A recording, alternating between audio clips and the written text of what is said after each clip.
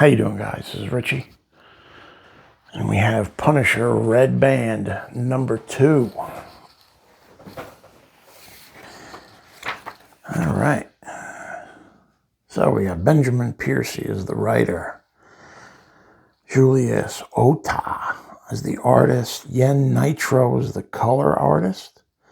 VC's Corey Pittet is the letterer. Looks like they're going overseas for most of their heavy lifting. So in the last issue, Punisher was being helped by a little old lady. She found him and he was hurting.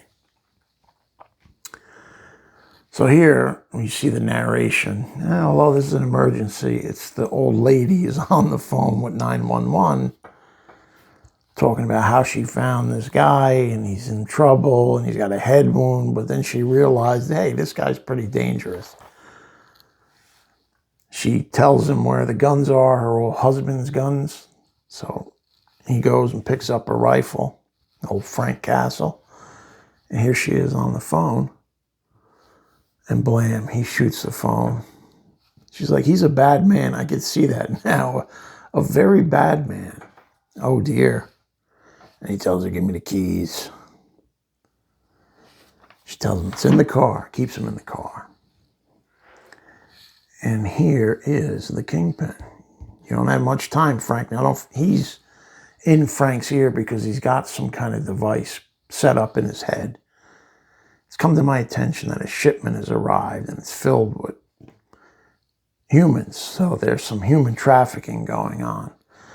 So for some reason, well, not for some reason, I guess it's a rival gang. Kingpin is using Frank to take out his enemies or disrupt his enemies' operations. So he's talking in his ear, blah, blah, blah, blah. And he's stripping down. And I'm saying to myself, what the hell is he doing? Was he going for a swim? Look at this. What the hell is he wearing there? Who wears underwear like that?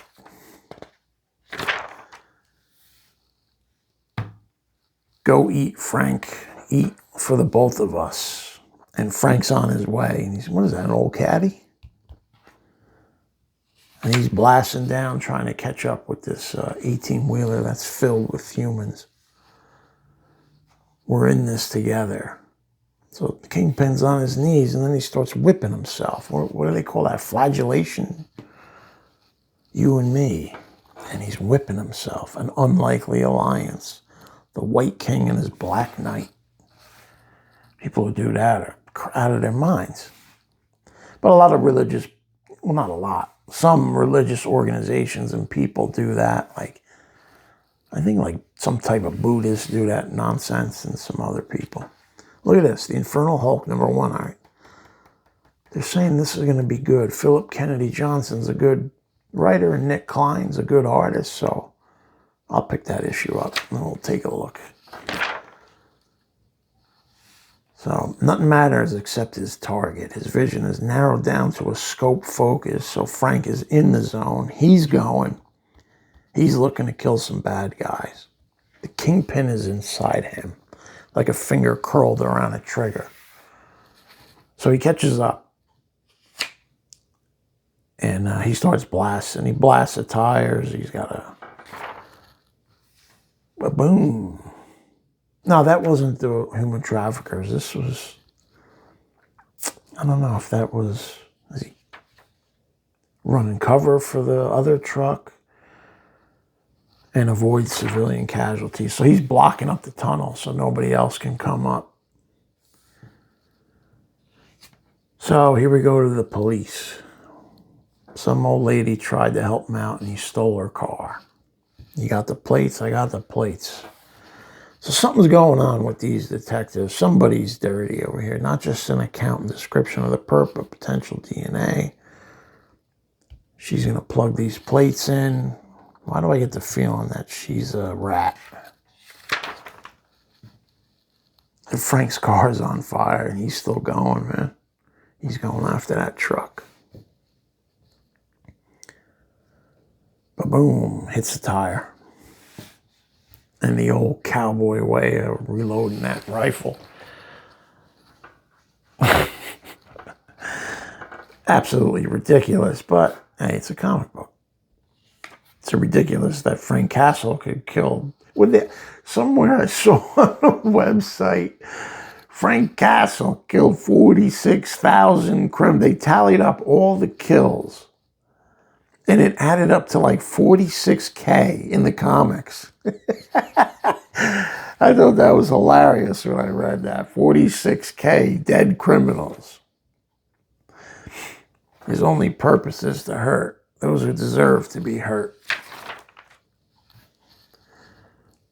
So now it's just them two in the tunnel.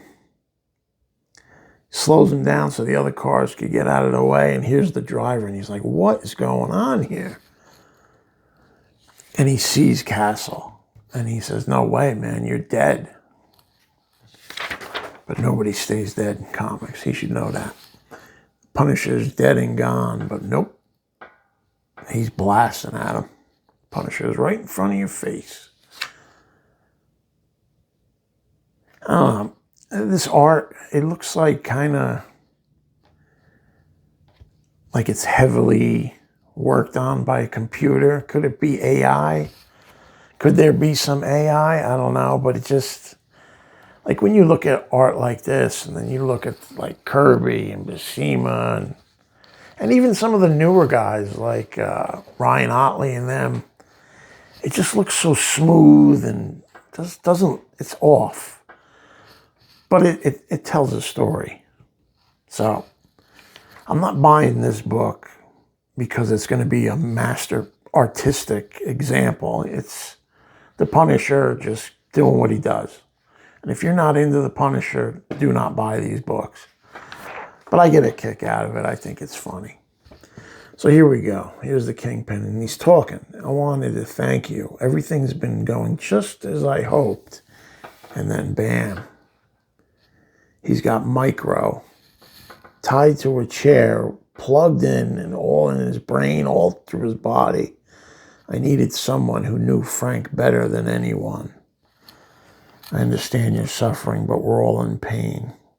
We hurt so the city can heal. Micro's in a tough spot. Oh, look at the eyes. That freaks me out. The old clockwork orange.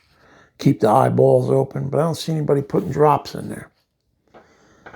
So he's not looking too good, and he's having a hard time. This is a great, this is good storytelling right here to me. That was a nice twist and kind of saved the book for me. Now I'm still in it.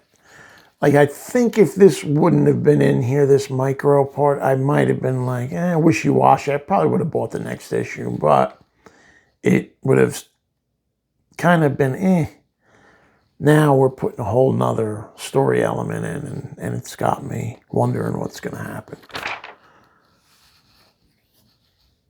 Here's a detective.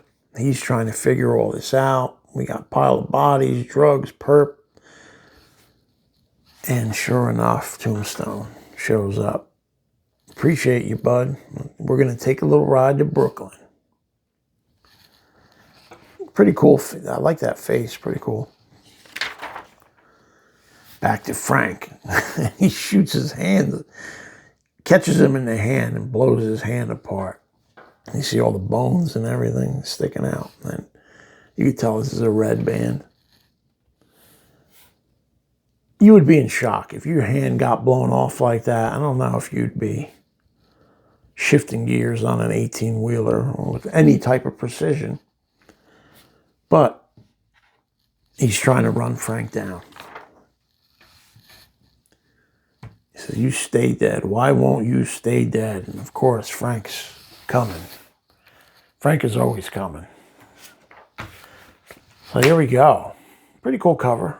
I think this is a Chicito cover. Marco Chicito. Yeah. I think. Anyway. Good issue. Nice little twist at the end there with Micro. I enjoyed that. I'll be picking up issue number 3. Thanks for watching, guys. I appreciate all of you. And I will catch you on the next one.